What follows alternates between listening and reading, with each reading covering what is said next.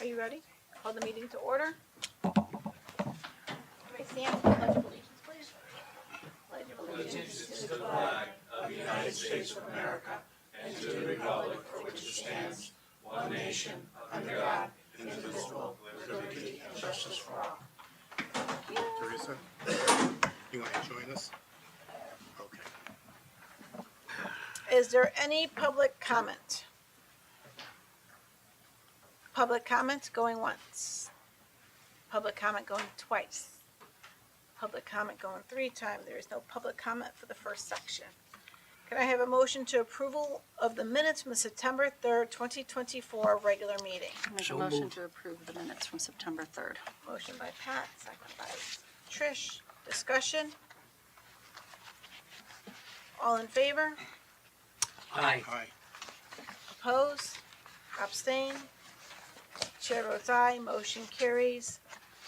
And Ms. Conroy did vote yes. I didn't, that's the problem with being on the phone. Yep. Right? Good. She voted yes, okay, so Teresa's on the phone, she's not here with us in person. 2, 3, 6, 0, 1, I don't know, 6, 0, 0, I don't know why I'm counting, sorry. Sorry. Update in discussion with Emergency Management Director Chris Edwards regarding the storm events on August 18th through 19th.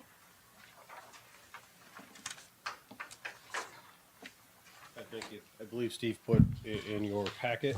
Yes, Chris Edwards, 1 First Street, Emergency Management Director, Thomas Seymour. So as of this morning, we're still waiting for confirmation that FEMA is going to do the public and individual assessment declarations. I am pretty confident that they're going to do it with the damage we had along with the rest of New Haven County. We're just waiting for them to put their numbers together and President Biden to actually sign it. Last week, we did our public assistance walkthrough with the state of Connecticut and FEMA. We showed them all of our infrastructure damage. The state has initiated the $25,000 K grant to the small businesses that lost. They distributed most of that last week. Some people had some mix up with paperwork. They are fixing this week so they can get that money to kind of float them ahead a little bit. Spoke with the Connecticut Department of Transportation yesterday and today.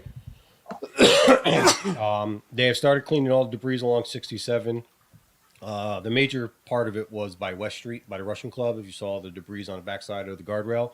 So in the process of cleaning that up, they are doing some minor repairs to that bridge. That is bridge, bless you, 1060. Very minor. They should be done with that in a week or so. The bridge up farther by CVS, bridge 1059. They have no plans of cleaning the debris out of that as of yet. It's not they're going to do it, but they haven't planned it yet because they're still trying to get some bridges up. So once they do, they'll get back to me and we're going to try to drain the pond and they're going to get a recovery dive team out there to clean out underneath the bridge. With that, I have talked to Aquarian on Holdley's Pond, trying to get them to dredge it. They're stating that their land records state they don't own Holdley's Pond. So if you're going up the bridge towards CVS, to the right's the pond. They own from the bridge to the left to the dam. So I have our land use department looking for the records to see who actually owns it. So we could get them on board. And Aquarian's doing some more digging along with the state to find out who actually owns that parcel of property with the water. So we can get it dredged and get it clean. Who knows what came down the river. Excuse me. The Route 67 bridge in front of Fritz's remains closed. It's pretty much not existent. There's nothing there. They laid the footings over the weekend for a temporary bridge. The U.S. Corps of Engineers, Army Corps of Engineers are coming in to put a temporary bridge in some point next week. Then they got to bring the road up to it and the pavement. So they're still looking at about 2 more weeks before that bridge is actually open. So unfortunately, we're still going to have the congested traffic on Woodside. When I spoke to Mr. Fredericks from the state DOT today, and I did stress that that road is becoming hazardous, so we got to do something. So he said they are working as fast as they are. I did go by there on Sunday, and I saw O&G there pouring the footings. I mean, they're working their butts off to get that open. The police department has been trying to put a cop there Monday through Friday. from the hours of 3 to 7 to alleviate some of the traffic coming off of Woodside onto 67 and vice versa. Unfortunately, they haven't been able to fill that spot every night due to other jobs going on in town and stuff. But they have filled it some part of the time. That is all going to be recoverable through FEMA. We checked with them when we did our walkthrough to make sure, because we still are in a state of emergency, and because a state route was shut down and it's being detoured through a residential neighborhood, they said that'll be all right. So Chief Buccarati's coding it as that, and I'll be putting it in through FEMA with that. Old Drive has been fully completed. The road is now 100% open. We moved on this quickly, and we did bring FEMA through and explain to what we were doing is when Old Drive in 67 went down, because of the construction down on Martha Street by 99 Bank and 100 Bank, 98 and 100 Bank, the only way up into that neighborhood where Martha Street is, School Street, Persian, is down Old Drive up Rimmon. So when we lost part of the road, we lost a very major part of access to that neighborhood because of the construction. So we made the decision with the state. We went ahead and fixed the road with Haynes. We got it all done. It's fixed. So now we have emergency access back up to Persian Drive to get in there. Public Works worked with them. They did a phenomenal job over there. Within the next 2 weeks, B&B Engineering will be out. We brought them in to check evaluate all the impacted riverbanks that we have to make sure that there's nothing long-term that's going to happen, nothing that we missed. So we're actually going to get a legal engineered sign-off on it that they're okay. If there is something wrong, then we'll go through the hazard mitigation process with FEMA once it comes out and figure out how to do it. There's a lot of hazard mitigation grants out there once the declaration comes in that we can apply for to take care of that stuff. So I'll get back to you on that. It's scheduled to happen within the next 2 weeks as soon as Brian Asteriak gets back to me on that. Clares Village remains closed. We were optimistic that the businesses will be open by December, barring any unforeseen setbacks. I missed Billy Jarvis a little bit today, but I'm hearing they do already have one little setback after I wrote this with a switch, some kind of switch panel for the electric. I'll call it that because it's probably a new name. I'm not an electrician, but they can't get the part, so it's setting them back even farther. So I'll get you updated on that, hopefully for next meeting or the meeting after that. We're still waiting in the timeline for the demolition of the one house on one side that has to come down. That is on the property owner. We were working with them the best we could within our limits. They are getting a lot of volunteers to help them, so it'll be a little bit of a slower process, but the house does have to come down. And they're working with FEMA once the individual assistance program comes out. All right.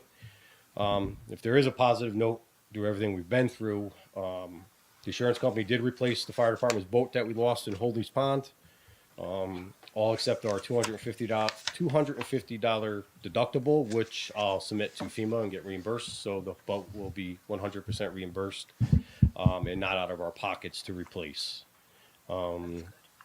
With that, and one last thing that's not on here because they called me at the end of the day, this was all done, is I got to walk the Metro North site today off of South Main Street. It's not really in our jurisdiction, even though it's in Seymour. It's DOT property. It's a mess down there. So this is down by, if you go down South Main Street where Valley Burger Shack is, there was a little tiny road. Well, it was tiny. It's big now. They brought on bulldozers. They put a whole access road down there. And they probably lost a good 50 feet of tracks that just undermined it and washed away. So they've been down there since the day of the flood. They're finishing a bridge and a road to the washed out part, and then they're looking at about 2 weeks to get the tracks back up. Then coming out, they have to take the bridge and stuff out. So they're still looking at 4 to 5 weeks before they're completely out of there. Nobody can see them. They're down a big hole, and nobody even knows they're there.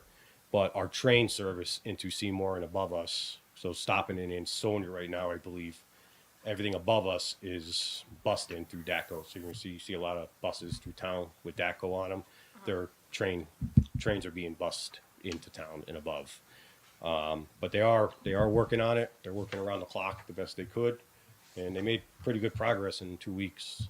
If anybody wants to go down there, I'm sure I could take you down if you want to take a look. So are they thinking in 5 or 6 weeks it'll be functional again, or what are they thinking? They're thinking 5-6 weeks would be functional again. Okay, So they got to backfill. There are electrical wires that run through there for something. They're big yellow and green ones. They run up and down the track underground. So those are all exposed. So they have to get those cleaned up, then backfill, compact it. So right now, the best way to explain it is if you see an old train trestle bridge years ago in like the early 1900s, just floating in air. That's what it looks like. Like it's just tracks and no ground. All the wood beams are gone, all the rock, the soil, everything's gone. And it's right at where Kenningtown Dam is. Yeah, I have that in my So, report. But I could get you a better report. I finally got access to it today to actually see it. I wasn't pushing them because it's not really on us. I didn't want to overstep my bounds with them. But I finally got hold of the construction manager today, and he said, "Yeah, just come down and take a look at it." But it's a pretty good hit down there. There's millions and millions of dollars to replace this track. And it's unfortunately our residents that take it to and from, and our commuters are suffering because they're taking a DECO bus into town and above.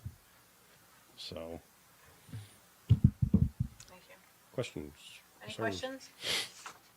questions? are there any real challenges that you are concerned about from the event? Long term? Yes. Well, either time-wise, not gonna happen, or this is gonna be a long-term issue. We're going to have long-term issues along the riverbanks. I think Brian's report's going to come back that we're going to have a lot of undermined trees we need to worry about. Some of those will be on private property that homeowners own or businesses own. But we do own a lot of banks throughout Seymour. Seymour owns because there's no property. So like along Beach Street and down across Old Drive and down, we've already taken down 8 trees of emergency protective measures because they're undermined and there's nothing holding them up. And I think we're going to find a lot more of those that we have to take down before they hurt somebody. And the cost won't be mitigated by FEMA. No, Okay. it won't be. It'll either be on the municipality, unless they do the declaration and then we could do it through the hazard mitigation. Okay, Then it will be covered. But we won't know that until they actually sign it and come in and look at it. Down behind 20 Pine Street, the community center, that is reshaped forever. We actually have a beach in Seymour now. It's actually, you walk down and it's beach sand out about 30 feet. And there's a lot of debris down there that we'll have to get out, but we'll work with deep on that. It's nothing that needs to be done right now. That'll be in the long-term plan.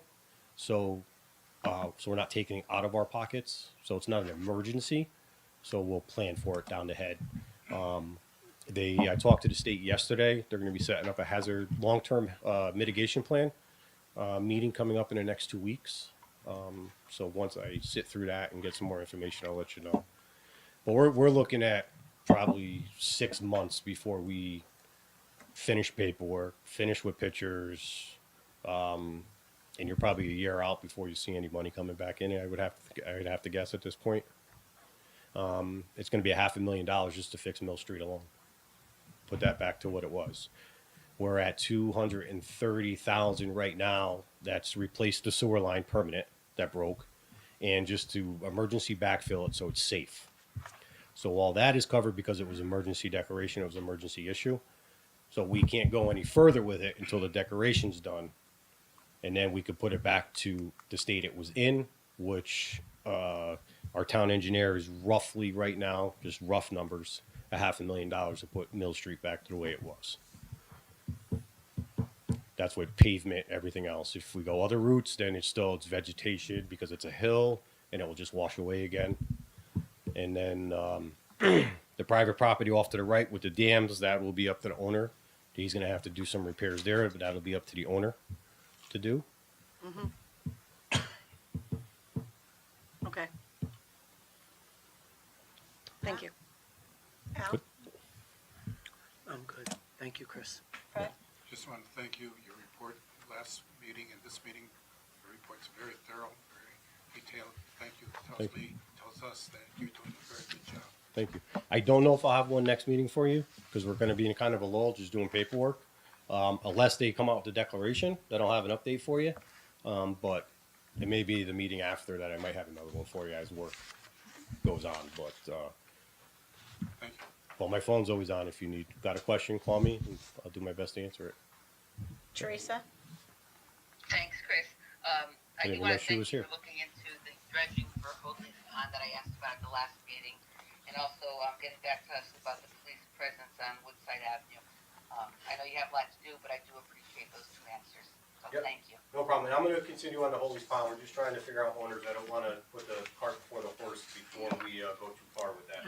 I got you, and But- I'm sure you have other things that are more pressing than that. Well, I think that is a pressing issue because I think the bottom of that river took a lot of damage with the debris coming down.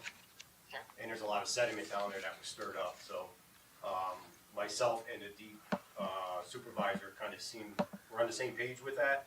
We just need to go through the channels to figure out whose it is and go through the channels to get it done. All right, thank you so much. You're welcome. Thank you. So getting back to Holy's Pond, I talked to Dan, who works in the assessor's office with Tara, and they found in the Oxford map, it states that Aquarian owns the water that's in Oxford. So if they own the pond that's in Oxford, they would own the water that's going into Seymour, but they're doing more as well. They're checking as Okay. well. Just to let you know on that one. And do you think we could have them, somebody come in and look at Woodside Avenue's road? That road is not used to the amount of traffic that it is receiving now, especially with the heavy trucks going on there, just to make sure that that road is still okay, and that, Yeah. you know, if there's any damages done to that road, or if it needs to be repaired, I'd like to see if we can get it through, to FEMA. Okay. Do we know? I haven't seen any tractor trailers go through. I've seen some pretty heavy dump trucks go through there myself. So we thinking 80,000 pound mark going through there probably. Probably, I have seen tractor trailers going You have? through there, Okay. and I have seen, a Clean Harbors dual roll-off truck goes out there, so, you know, the tractor has two roll-offs on there, so they're long and heavy. Okay. It's posted for that, but, enforcement Yeah. is another issue. We just redid that road not too long ago, correct? Correct. And Oxford Yep. did their side, Yes. like very recently, I believe. Right. So, And we just wanna make sure that if any damage is done, that we can get it recouped. okay, that's easy enough. I did find out with talking about the water, talking to the state of Connecticut. It's a funny thing with water, right? So the state owns the water. Yeah. They own Little River, the water.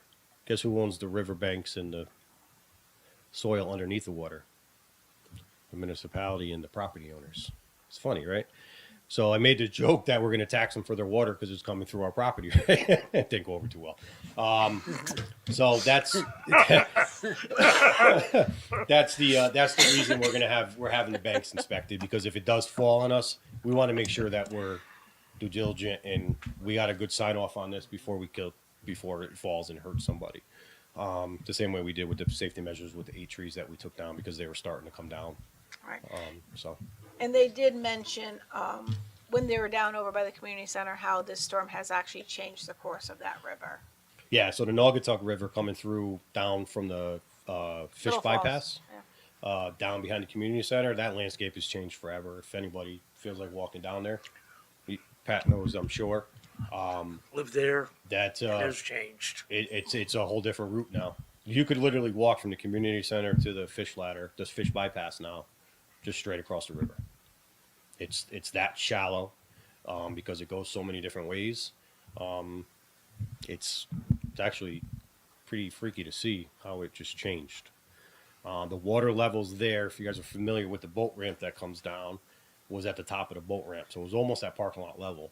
And you could see the debris line and the weeds that were pushed over from it.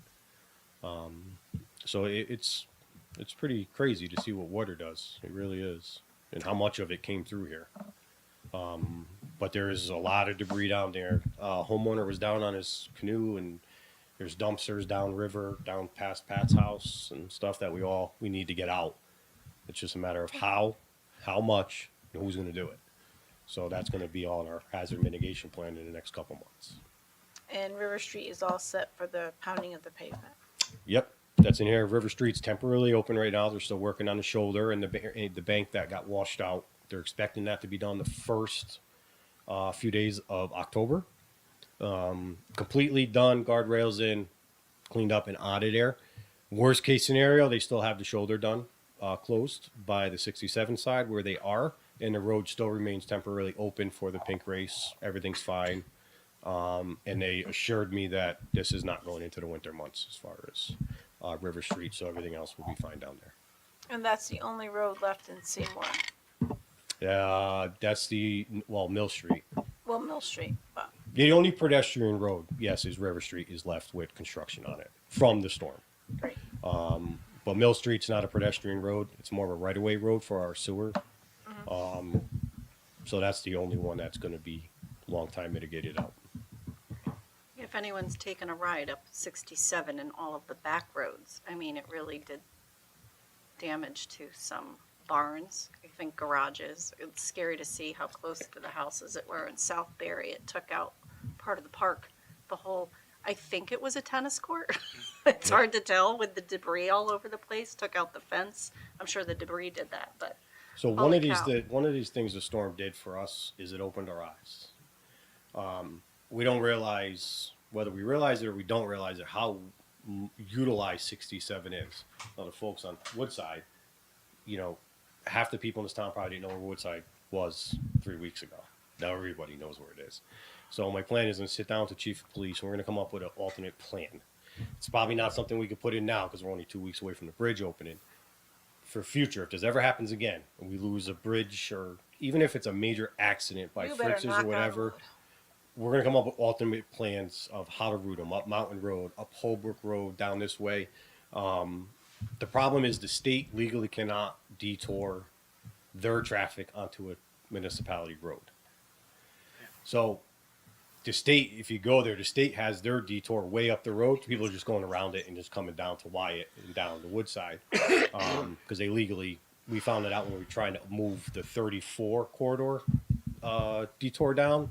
He said legally they cannot detour onto a municipality road. So that got myself and the chief talking about coming up with emergency exit plans for say. So if something does happen, we can throw it out on Facebook and just media blast it out with different maps as you see going on with the green and the red the last couple weeks of that. If you're coming down to Oxford, you can go up Holbrook and down Fox and different stuff to try to alleviate some of that back road mess we have going on. We just never had that plan before, but we will once things settle down and come up with it.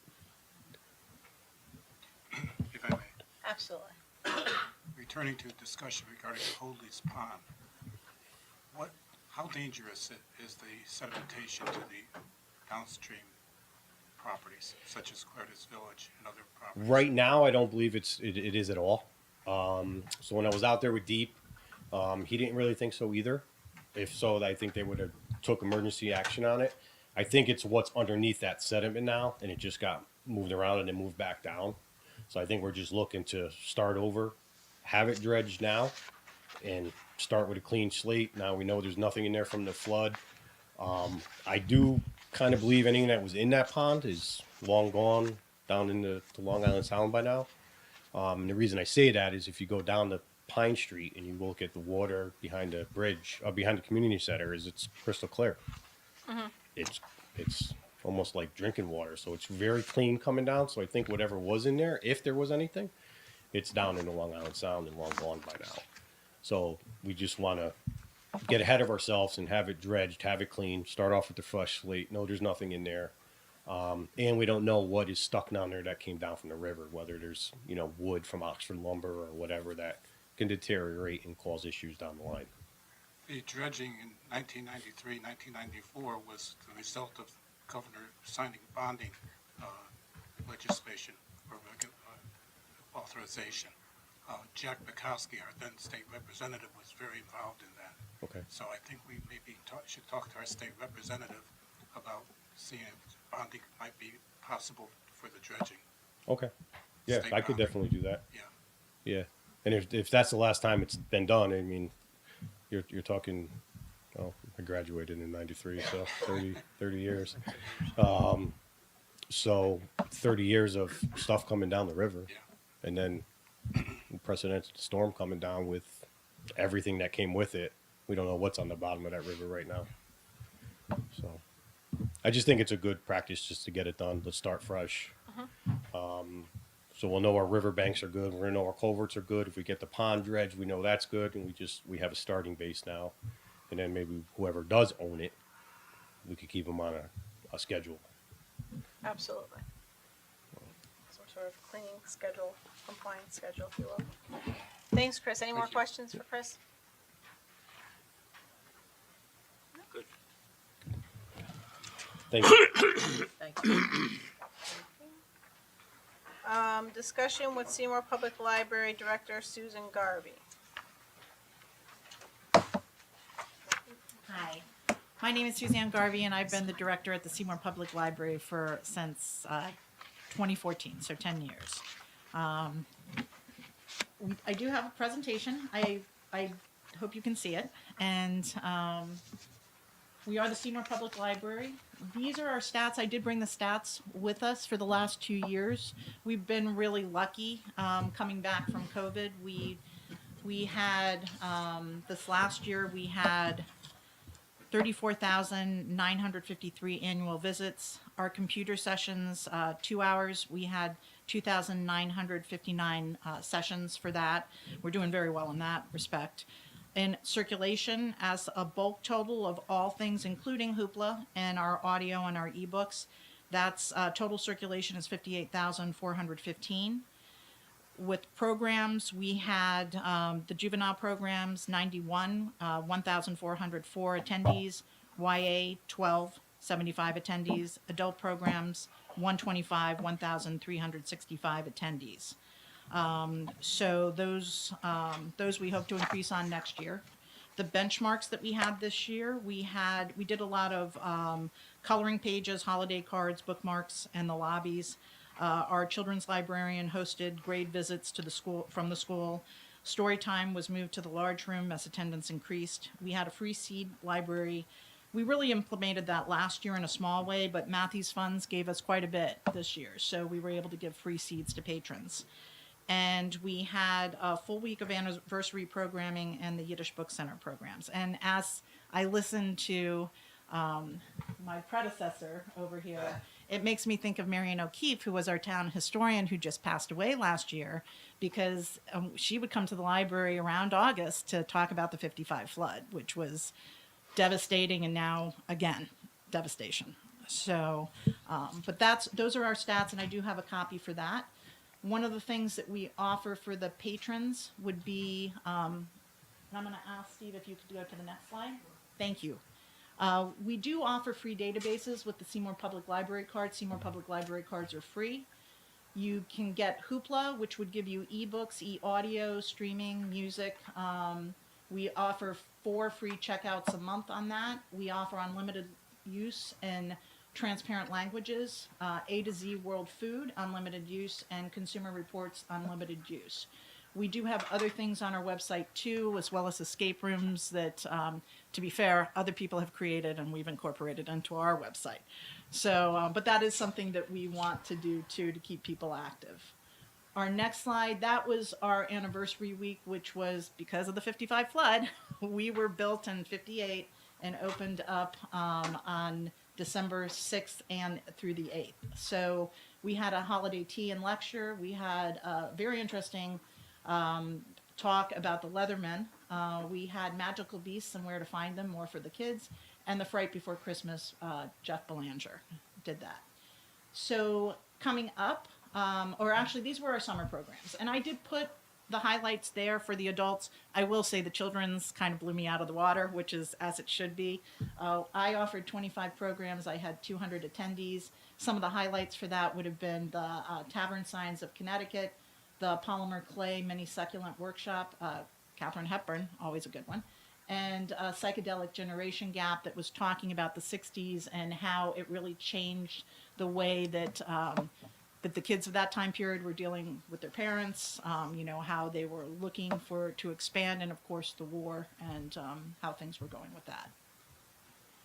And coming up tomorrow night, and I'm so sorry, Anne Marie, you asked me for these and I did not send them to you, so Okay. I will send them tomorrow. We're having the Hudson River Painters tomorrow night. Next week, an evening with Edgar Allan Poe. That is somebody who is just pretending to be him. We don't have a seance.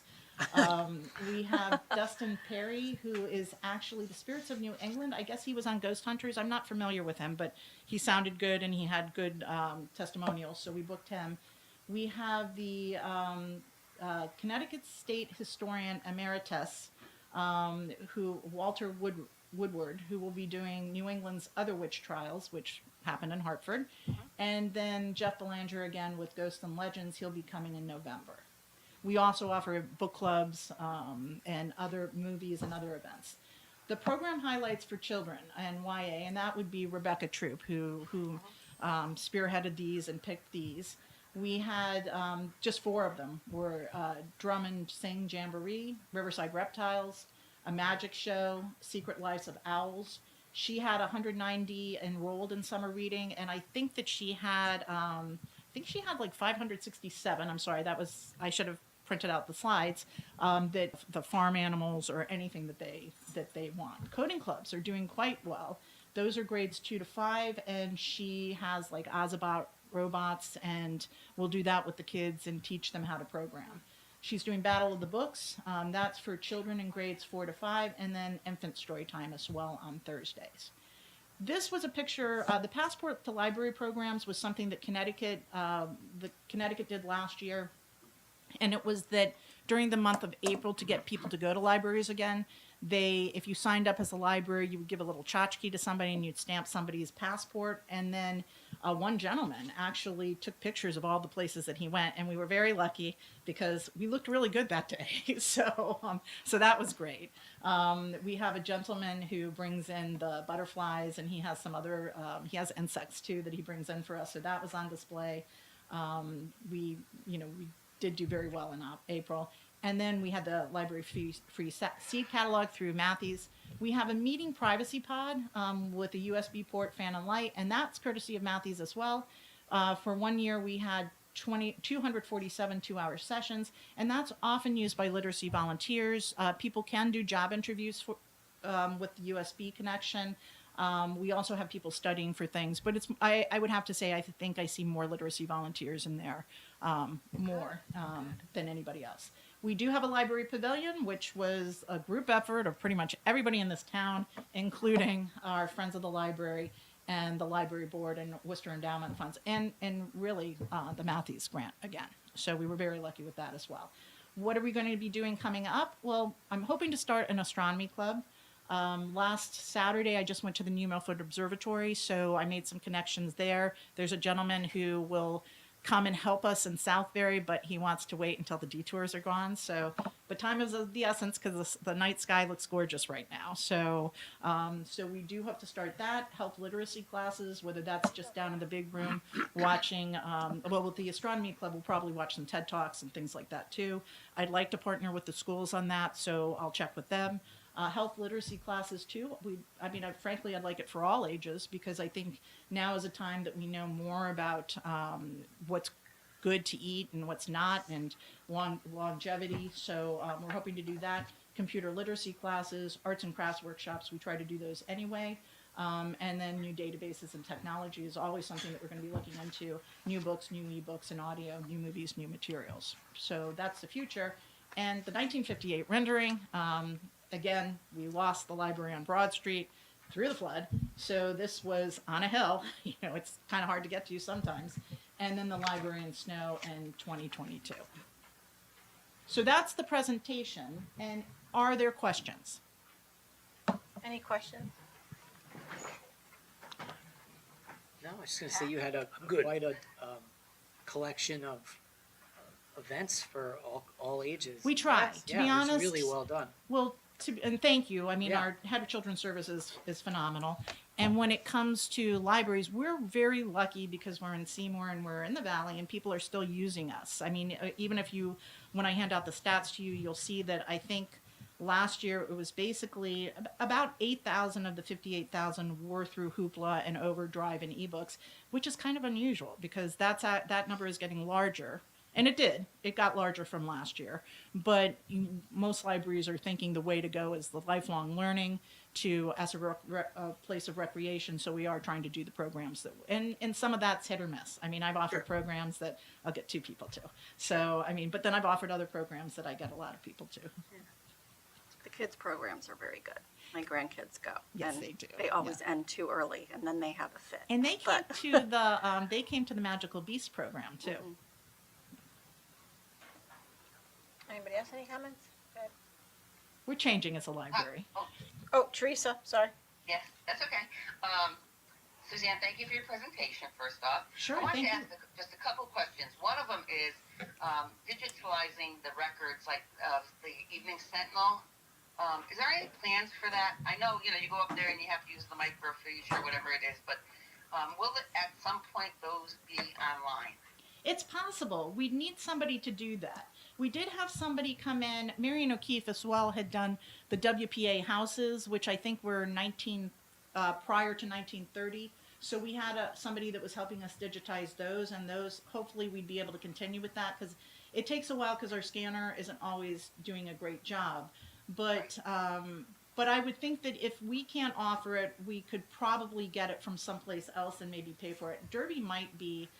I think there is somebody that's working on digitizing the Sentinel.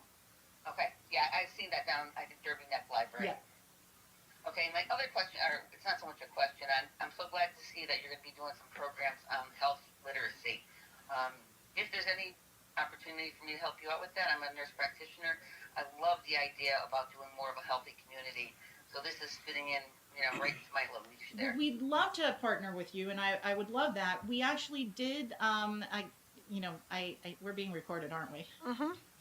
So I did talk to the health department, and I did find out what we would need to do for certain things. Like at the time, the health department, if we could clean up our act a little bit in the kitchen and have a good refrigerator and hot water so you could wash your hands, then we can do tasting programs where it would be that somebody could make maybe a smoothie, and we could give little tastes of that to see whether people would like that, and then the recipe. So I do think it's very important because I think that a lot of people, even with the golden coffee, I think that's what it's called. I had no idea what it was, but it's the turmeric and it's actually quite tasty. So, I mean, we'd like to offer things so that people don't have to go and pay $7 for something and then find out they don't like it. But if it's a helpful, beneficial thing. So yeah, I will definitely get in touch with you. We do have to get the downstairs or that kitchen kind of fixed a little bit, but I will be talking to you. Thank you. All right, thank you. Fred? I think it's important that we continue to maintain books in libraries and studies. I'm a dinosaur. I still like to hold a book. I know the younger generations are not that enthusiastic, but I think books are symbols of knowledge. And I have a study, the walls are filled with books, and they represent the knowledge that I've learned over the years. I think it's important. I think it's incredibly important, and I have to say in my life, I started off working, I went to UConn. I did not finish at UConn, full honestly, but I worked at the music library there, and that's how I got started in libraries. But in that time period, just even going to different universities, and you see what books they have there, not all of those are going to be digitized. I mean, case in point would be the Will Durant Story of Philosophy series, which people are thinking is very old school, but if you read those books, there's, I don't remember the year, but there's literally something like 1816, the first top hat was worn in England. And those things, even though we have Wikipedia, which is wonderful, and other places which are wonderful too, we are going to lose some of that knowledge when those books are destroyed, through age. Thank you. Thank you. Thank you, Suzanne. Thank you very much. You're Thank you. welcome. Thank you. Item number 7. Oh, pass that out. Thank you. Thank you. Great, thank you. Item number 7, ARPA project review. We'll go with A, discussion of existing projects. We'll turn it over to Kurt Miller. Thank you very much, Madam First Selectwoman. If you could all refer to the sheet that was passed out tonight, and then Steve also has it up on the screen. So I just want to review kind of where we stand and what's going on. So as you know, by the federal mandate that was put out, all ARPA funds need to be programmed by the end of this year and need to be spent by the end of next year. We've been carrying a small balance as we've been working through projects. With tonight, I'm going to ask you to make two motions as we kind of continue to move forward. We'll be closing out the programming aspect tonight, and then we'll spend the rest of the year just fine tuning. We may come back to you again, depending on how some of these projects break. So, again, I'll draw your attention to the gray section, as we have in the past. Those are all of the closed projects. Projects that have closed came in $139,495.96 below budget. The projects below the black line are the projects that are still ongoing to some extent. I'd like to draw your attention to the two in the green. That is ARPA number 47 and ARPA number 48. The first one, 47, is the Public Works fuel station improvements, and number 48 is the community center roof and elevator. Tonight I'll be asking for some motions. The fuel station improvements, as was discussed in previous meetings, we did have a slight issue with some environmental cleanup during this process. We did bring in some special people, and the first selectman kind of led that charge as she understands that stuff very intimately. So we are running $243,028 over budget on that project. Again, primarily driven by the environmental cleanup. The cleanup has been done. Everything has been tested and approved. Project number 48, the community center roof and elevator. Those projects are also being funded by STEEP grants through the state of Connecticut. We are currently running about $250,000 below budget on those projects through the hard work of Brian Asteriak and Beth Asteriak, B&B Engineering. They've been able to work very closely with the vendors to get us exceptional pricing, things that work very well for the community center. So what I would like to do is have money switched. If you can go to that far right-hand column in the green, you'll see that what I'd like to do for ARP number 47 is increase that line from 430,000 to $672,565.70, and I'll go back through these motions again. And then for ARP 48, I would like to reduce that line from 400,000 down to 200,000.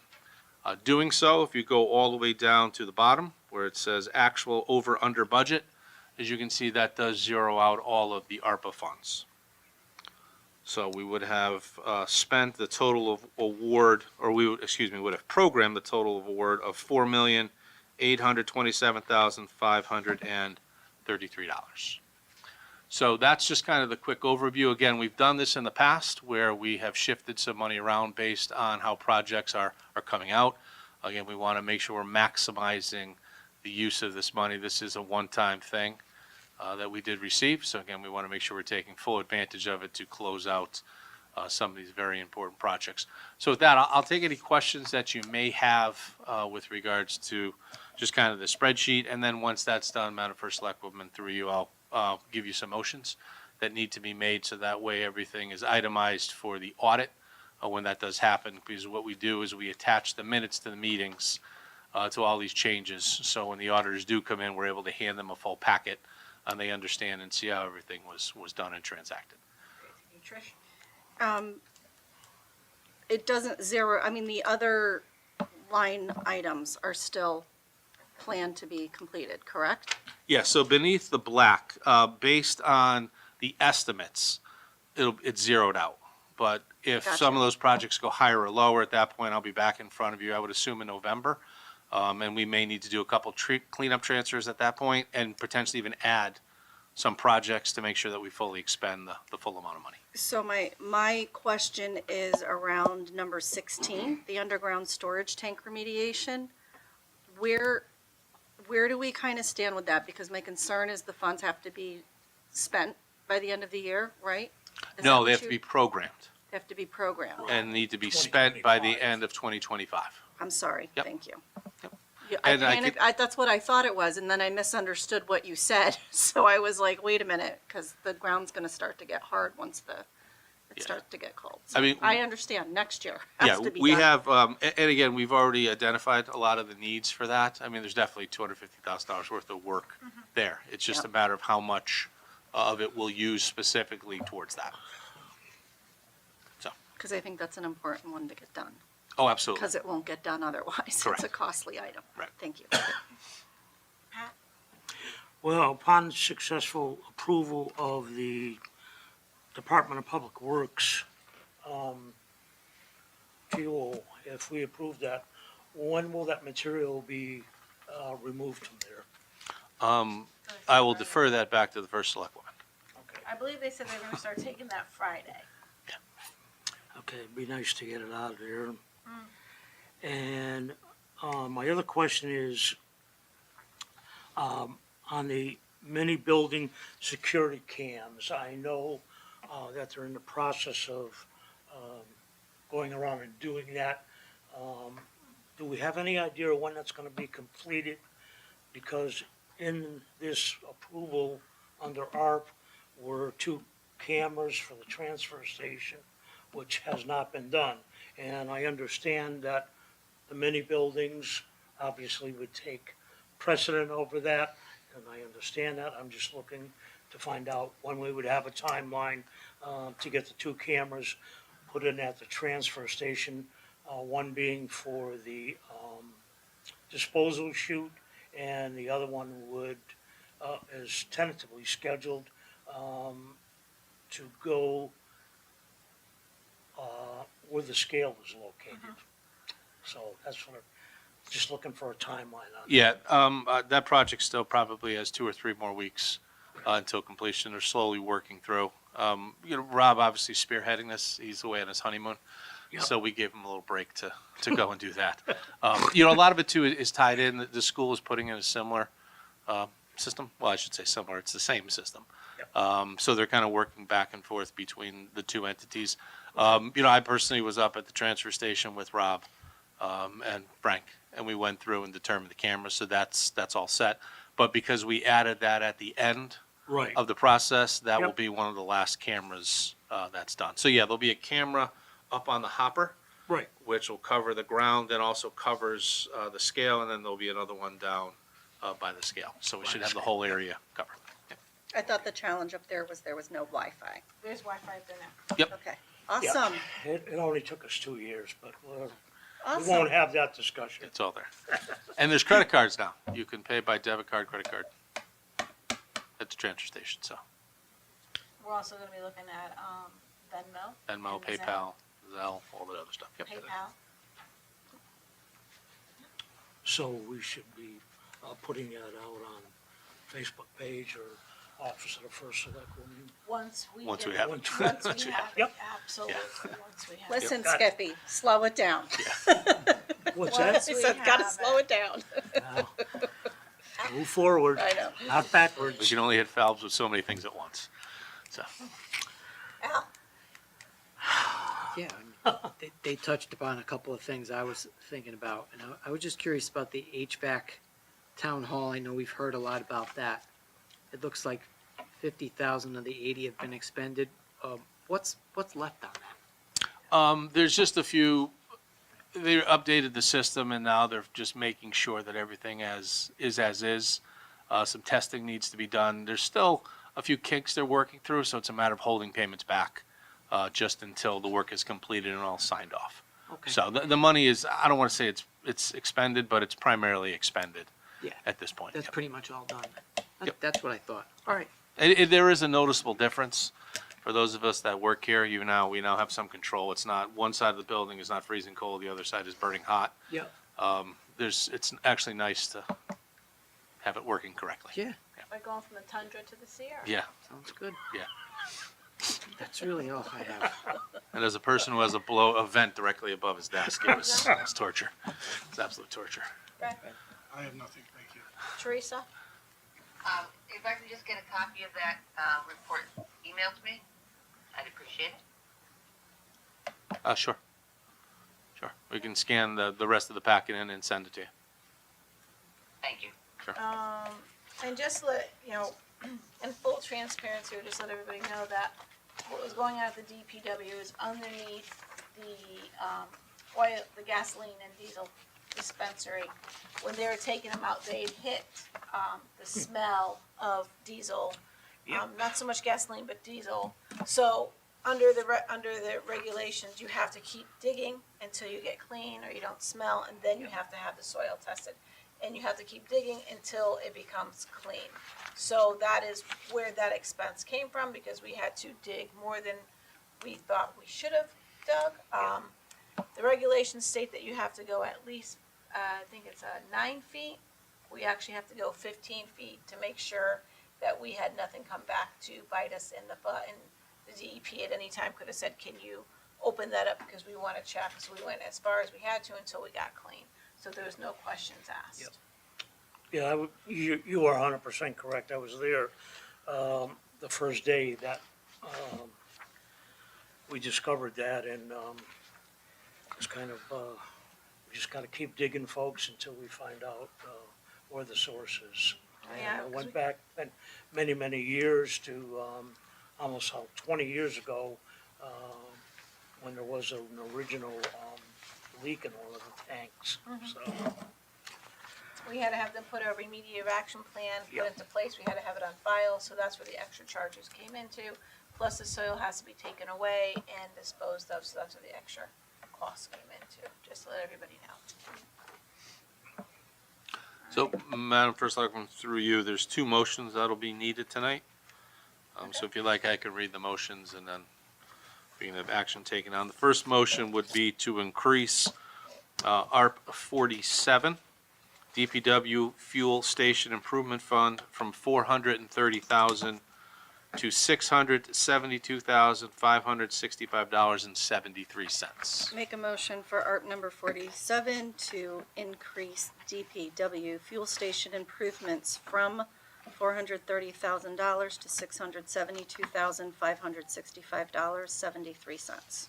Motion by Trish, seconded. second by Pat Lombardi, discussion. All in favor? Aye.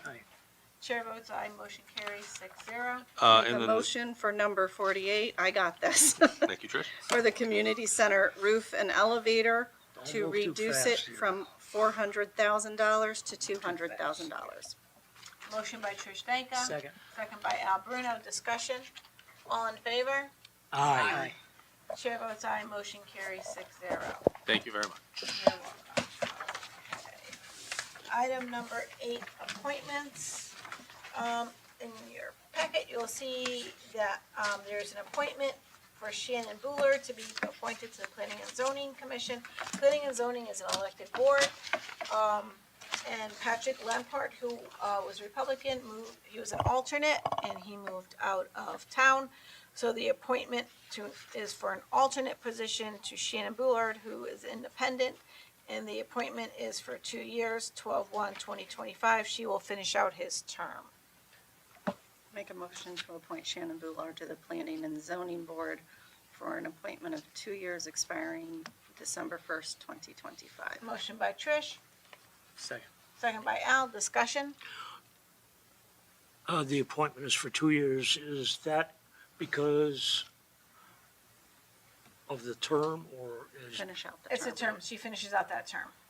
wonderful? Thank you. No problem. Any other questions? Okay. Chair votes aye, motion carries 6-0. Thank you. Transfers, there are no transfers. Tax refunds and abatements in your packet is the letter from Christine Swanson showing the tax refunds, and please look through, make sure there's no issues, no. Make a motion to approve as presented. Motion by Trish, Seconded. second by Pat Lombardi, discussion. All in favor? Aye. Chair votes aye, motion carries 6-0, thank you. Correspondences, in your packet, you will see there's a letter from Matt Alterio that he is interested in the property on Walnut Street. That Walnut Street property is in foreclosure, a tax foreclosure, in the town, so once a tax foreclosure goes through, the town will have to sell that property. Is that correct, Attorney Leclerc? Your mic is not on. There you go. Yes, Madam First Selectwoman. If there are two ways that a foreclosure could ultimately proceed. If there is no equity in the property for the owner of the property, it would be a strict foreclosure, and title would vest eventually or essentially in the town of Seymour. The town can then go through a process to dispose of it as it sees fit, through a realtor, through advertising itself, whatever it wants to do with the property. There may also be a foreclosure by sale. If there is equity in the property, after our foreclosed lien is paid off plus costs, the court may appoint an attorney as the committee to have a public auction for the property. And in that case, this gentleman, as well as any other member of the public, may bid on the property at that auction. Okay, thank you. In your packet, you'll also see a letter from our Town of Seymour Assessor's Office. So I had, all my department heads and I, we've been discussing the flood and what we can do for our businesses, that have lost. And Tara said, she approached me and said that she could file a declaration of personal property tax returns for the businesses that were impacted by the flood, showing a zero balance for the fixed assets. This would be reporting on the 2024 grand list, which is payable in the 25-26 budget year, which is something we still, that's the next budget that we're working on. This will impact the town property collections by $12,000 in total, approximately, give or take a couple $100, maybe $1,000 there. So I said, that's great. So that is something that we can do. The building department is going to waive all fees for those businesses that are going to be building, as well as that one homeowner that has to rebuild her house. So it's pretty devastating because we don't know when these businesses will be opening back up. And to come up with the money, it gives them one less thing to stress about. So in your packet, there's also a copy, and Teresa will make sure you get a copy of this, is the businesses, their location, how much their assessment was, how much their tax bill would be at that mill rate of 36.84. And in total, the $12,226.83 is what we did, what it would be. So it's the waiving of the taxes for the business property. Okay. Also, under correspondences is the letter from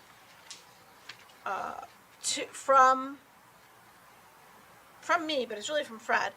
It's on my letterhead, to Frank Haynes, as well as Mr. Lombardi, Selectman Lombardi, letting them know that they've been awarded the Pat was awarded the Roberta M. King Excellence in Government Service Award, and Mr. Haynes, who came into my office today, was so thankful about this and so happy, and his kids were so proud of him, receiving the Frank and Ann Conroy Outstanding Community Service Award, and that they'll be presented at the Pumpkin Festival. Yes. Correct? At the 10 a.m. ceremonies. At the 10 a.m. ceremony, and you have the parking pass for. I have Mr. Lombardi's parking pass. Okay, great. So they can park there. That's what we have for correspondence. Right. Correspondences. Now that brings us to public comment. Is there any public comment? Public comment going twice. Public comment going 3 times. There is no public comment. So we will go to select persons public comment, and we will start off with the award winner, Mr. Patrick Selectman Lombardi. I really don't have anything other than to say that I hope to see everyone at the Public Festival on Sunday. Thank you. Thank you. Trish? Minutes looked a little bit better than in the past, so having a little bit of detail was very helpful, so thank you. Also, I know that Chris left, but we also had a presentation about emergency management. I forget her name that came in.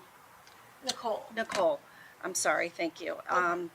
And just listening to Chris's updates and seeing that this has happened, I know our former emergency management director had also stated at some point, we're going to have to look into, you know, potential some kind of compensation, and I think we want to start at least looking to see what that might look like. I don't know if you're in agreement, but I would like to see some detail, because what I heard last time was with the flood and all of the work that Chris is doing, and with the changing of the position's hands, it seems to be a lot more entailed than anybody, and I think it's fair to say even the town was aware. Is that a fair statement? I would say that is a fair statement. Okay. So I think we owe it to see what kind of model, we want to kind of look at, I think, what kind of model we want to follow so that these emergencies are handled in a proper way. I really like that Chris is being proactive and working with people too on some different, you know, road travels for if something like this were to ever happen again, since 67 is so heavily used. So, I mean, I would hope others are in agreement, but I would be curious to know what other types of things we should be looking at. So whoever you can pull together, Anne Marie, or is that you, Kurt? That would be kind of- Kurt. All right, well, Kurt, if you could pull together some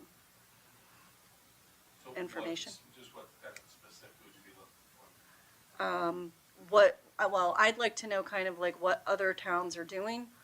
All of the responsibilities that, so that this board's aware, all of the responsibilities that come with that role.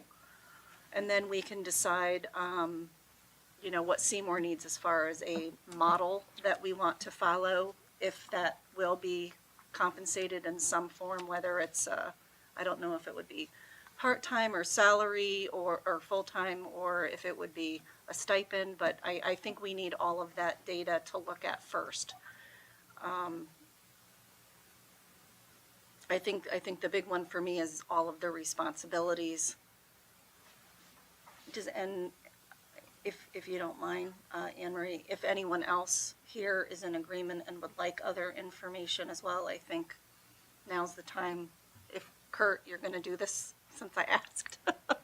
So Is there I other mean, data that we want to see in addition to like what is the emergency management director responsible for? What has to be done during an emergency? What has to be done when there is no emergency taking place? What does that role look like? And similar sized towns, you know, what kind of models are out there? Because it was spoken about by Nicole, but it was so brief. She talked about some sharing, some having part-time, some having full-time. So I think we want to look at a like community size and get some ideas. I mean, I'm a big advocate that we're Seymour and nobody else, but it doesn't hurt to, you know, how do other towns our size handle something like this? Is there something else I'm missing, if anyone else Well- might want to look at something? I would say if we're gonna do this, after seeing what happened just with this one section of Seymour being affected, right? What happened if it was like the flood of 55, where it was, all of Seymour was infected, except for the hill, right? I don't think I'd wanna share an EMD, but I also think that there should be more things that the EMD should be responsible for than just emergency management. I just think for a starting point, I'd like to know what the responsibilities are and what the other models are and what that encumbers. And then I would be, you know, once I know that, I would have a better idea myself what I'd have a better opinion, my own opinion. So, just you, Madam Chairman, so for a point of clarification, not a regional thing. You're looking for something that's just a Seymour model. I would think And maybe you can't answer that just yet? on a personal level, I would think and this is just me speaking, because you're asking my opinion since I asked for this. You brought it up, so. I think with the recent event, that pretty much proved that, I do think it needs to be something for our town, but I'm not sure what that looks like just yet. Oh, understood. So I guess, Kurt, you would go and have Chris research you and Chris would research exactly what is the emergency management director's responsibility for a municipality, what it entails and the details. But, and I want to make sure this time, because it seems like before, and I'm not placing the fault on anybody, I'm truly not, but it does seem like we were missing pieces on what that position's responsibilities are, because as the emergency happened, all of a sudden, I don't know who was coming in, so I don't want to misspeak, but I remember someone saying the state or someone came in and said, no, that's your job to figure out. You need to do that. I Yeah. really want to make sure this isn't just an opinion-based, I'm really looking for, this is what we are required to do. And then we also need to talk about, as a town, are there things in such a situation that we want to provide? Right? That it might not be a requirement, and I don't know that there might be. That might be so well encompassing, there might not be anything else. But what are we, I definitely want a full, complete list of what we are required to provide based on whatever the state's putting forth. Is it the state that puts that It's the federal forth? government. The federal Yeah, government, yeah. what does the federal government put forth as this is what this position's required to handle? And then if we think that there's a gap in something that as a community, we want to make sure we have in place, you know, are there any of those items? And if so, what are they and what can we reasonably do? So Starts with deep at the state level. Okay, you would go, Kurt, so just go to the FEMA website.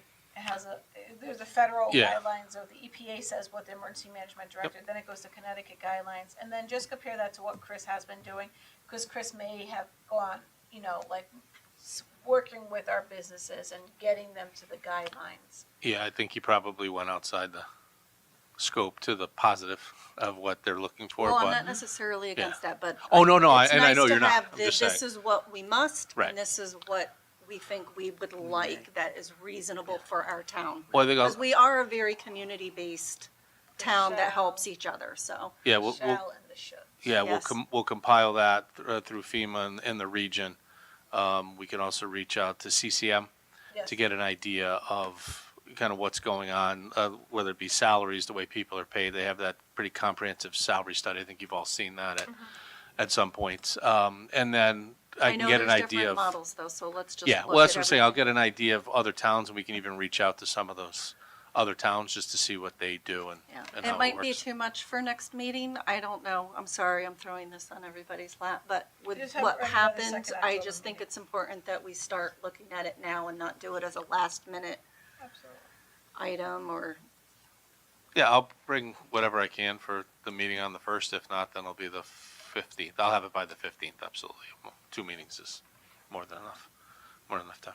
am I missing anything? Would anyone else, since I'm asking for some research, want something Well, I'm sure when they included? get their turn, those Okay.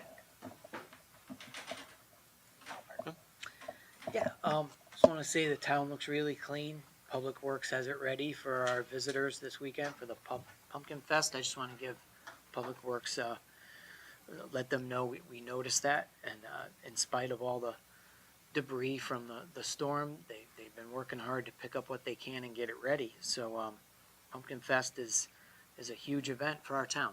So I think we're ready to go there, and thank you to them and all of Frank and his workers. Chris Edwards is obviously doing an exceptional job as our emergency management director. He gives thorough updates. He's always here. He's always on the ball.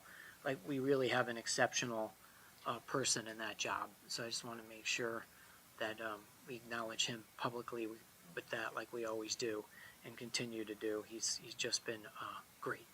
And that's all I have. Fred. I would like to mention that there are alternatives to Woodside Avenue to go north on Route 67. One is to go up Women into Beacon Falls and down West Road or one of the side streets. I try to avoid Woodside Avenue because it is congested and I know that the residents are concerned about safety. So whenever I can, I go up Women Hill. There's another way to go up Great Hill Road into Oxford too. It's a little more, a longer ride though. I'd like to commend the Love Mom XOXO Foundation. I'm sure the First Selectwoman is going to talk about the buddy benches. I think it's a great project. Partnership between the foundation, Office of the First Selectwoman, and Lori Nespoli, the founder of the foundation, did a great job with the buddy benches. I'd like to encourage everyone to attend the Pumpkin Festival. It's a long-time tradition, and this year we're introducing the conferring of awards, the Select Persons Awards, and we're honoring Pat and Mr. Haynes. And I wanted to ask, we still have the Community Center Building Committee, which Kurt is the chairperson of. Does that committee still have jurisdiction over anything, or should we? You know, funny Dissolve you it. should mention that, Mr. Stanek. Go ahead, Kurt. No, you, by all means. I was gonna ask for them to start holding the meetings again. So our intention is to start holding meetings again? And to start looking at longer. Yeah. Well, if we're going to hold meetings again, I think we have to redefine the mission. Yeah, and, yeah, kind of all kidding aside, the reason why we'd slow them down was the focus now had been on kind of redeveloping the community center, the envelope of it per se. That's primarily being done by Tim, Jim, and Brian. Once that work is done, and it seems that we'll be staying in the community center, I think the charge of that building committee will be different, because it would be then developing a community center within the current space, then how we could expand out. We did get some preliminary drawings on not only building a new community center, but also on expanding the existing footprint that we have. So I think once it's buttoned up, we will be looking at energy efficiency projects similar to what we did around town previous. And you could monetize those contracts and turn that into cash up front, which we can then use to continue to reinvest in the building. So once the elevator is done and the roof is done, and we expect to have both those projects completed by the spring, at that point we can bring the energy efficiency folks in and start to look at those other projects and start to run from there. So, And I think we should explore something that the First Selectwoman and myself have talked about in the past, trying to incorporate the high school pool into the community center so that the public has use of it much more than it does. Not sure how that can be done, but I think we should talk about that rather than building a new pool next to the community center, which we talked about previously. Mhm. But it's a resource that's underutilized.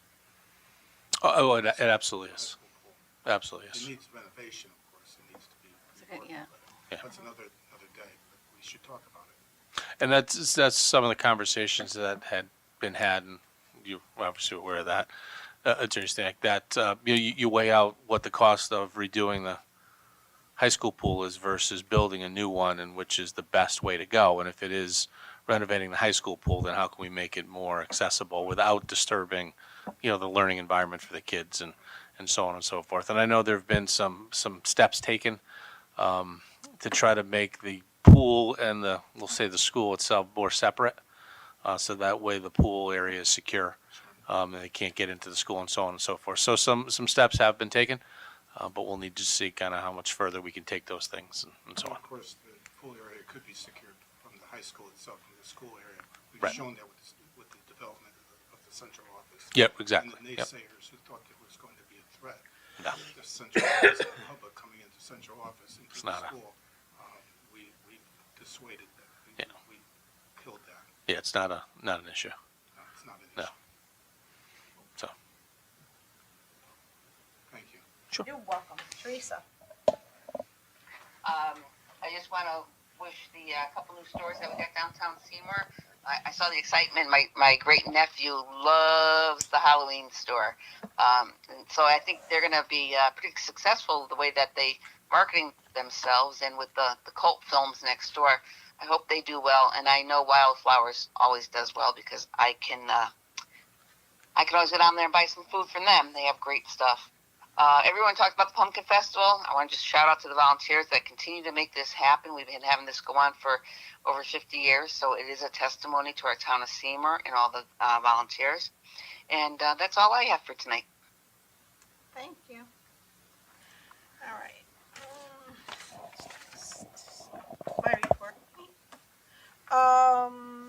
So the buddy benches, as Selectman Stanek had mentioned, we've put in 8 buddy benches last week. We put one at Chatfield Park, Chatfield LaPresti School, Bungee School, the middle school, the high school. Actually, Bungee School has 2 of them. The middle school, the high school over at French Park, where the memorials are, and that was a total of 8. We are now looking to put one over at the dog park, and we are taking suggestions as to where else to put them. I want to thank Lori Nispoli for bringing this to my attention, as well as John Lombardo from Bushiban. Came up, they met. This has been nonstop for the past year of meeting. We're actually meeting again next week to go over the next step for the buddy benches, as well as Kindness Day. So that was a great turnout for all those. I want to talk a little bit about the Kinneytown Dam and give an update for that. You know, the COG put in supplement information to the DEEP because necessary work had to be done because of a public safety hazard. The work includes enlarging the existing knot in a concrete weir adjacent to the Ansonia Powerhouse. It's actually on Kinneytown property, which is owned by the COG now. It's 677 South Main Street in Seymour, as well as 679 Derby Avenue in Seymour. As Chris Edwards said, the dam caused the rail line to undermine, and how they're going to fix that is by cutting a notch into the weir with a handheld tool. They're not bringing any equipment in there to cause any contamination to the property. They're going to be lowering the Coe's Pond water level, which will be reducing the hydrostatic pressure on the dam. The work is started on September 16th, and it will go until October 7th. So it's not just something that they can cut it in and go. There's a whole process they have to take to it, and FERC is overseeing the work to be done. As Chris mentioned, the river changed paths over the Naugatuck River over by the community center, as well as the Little Falls, as we call them. It's quite different over there. So if you ever get a chance to get over there, I did speak to Public Works about going over there and removing all the sand off the stairs because it is kind of slippery over there. Scary Lawn Contest sign up is happening. It's September 15th and it goes until October 21st. Judging will take place between October 22nd through October 24th. So there's not going to be one day of judging. It's going to be several days of judging. And then the winners will be announced on the 25th. And the category is trick or treat. And I'm sure Trish and I will be out looking at them again, as long as there's no freaking clowns. I'm good. That was fun. Teresa, you had asked about the WPCA. I have the packets for everybody if you want them. The packets include the Excel spreadsheet sent over by the WPCA. It lists everybody and all the addresses that have liens on them. There are currently 3,964 homes connected to the sewer system, which makes up approximately 45% of the town's population. That includes the homes that are just hooked up to city water but have septic. Out of the 3,964 accounts, 645 are delinquent. There's approximately $1,543,560.58 owed to the WPCA in back usage. Some board members may remember we were speaking about the WPCA back in 2020 when they would present us their budget in June and it was supposed to be in May. Their budget alone is a little over $1 million. So by them getting these the liens that are owed to them would bring them up to $2 million, which would give them the money to do the work that is needed. But as you know, Veolia is privately, even though the town owns the building and we own the asset, Veolia runs the facility and the town has no access to that money whatsoever. People call it a water tax, but it's actually a water usage fee. And this comes up because last month the WPCA had a meeting about raising their usage fee. So a lot of people were upset about it. So I have that for everybody if they want to review it. And then we do, as Teresa mentioned, we do have businesses opening up. We did the Halloween Dungeon grand opening last Saturday. We did the Wildflowers. Riverside Breakfast and Lunch is also opening.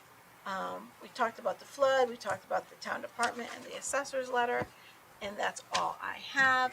And with that, I will adjourn the meeting. Thank you. At 8:25. Thank you. Thank you. Thank you. Good night, Teresa.